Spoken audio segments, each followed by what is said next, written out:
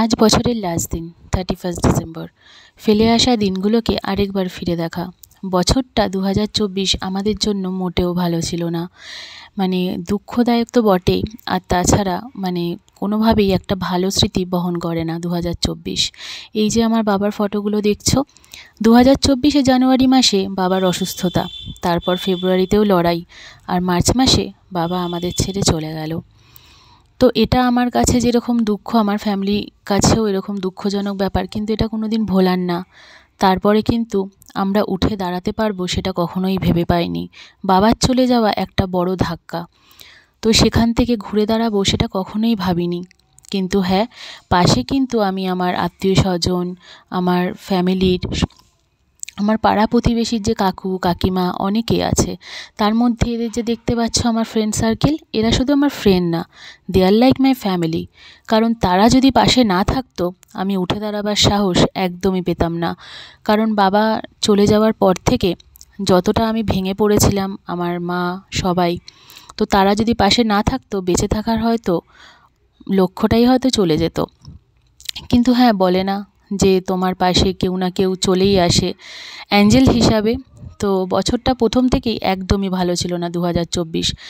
তো তারপরে দেখো, আমি কিন্তু আমার হাসিটাকে ভুলিনি, কারণ আমি জানি যে আমাকে উঠে দাঁড়াতে হবে, আমাকে নিজেকে দেখতে হবে, আমার মাকে দেখতে হবে এবং আমার ফ্যামিলি দেখতে হবে।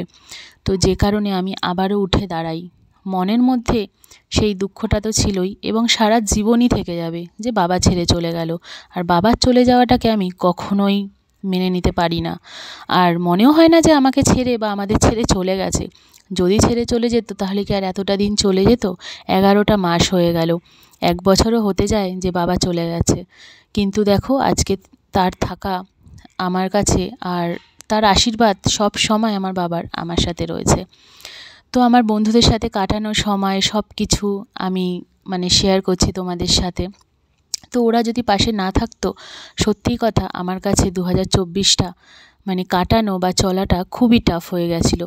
তারপরে এই যে আমার ছোটো মামা রাখির দিনকার মায়ের কাছ থেকে রাখি পড়ছে, তো আমার মামারা মাসিরা সবাই ভীষণই আমাদের সাপোর্ট করে এবং সব সময় পাশে থাকে।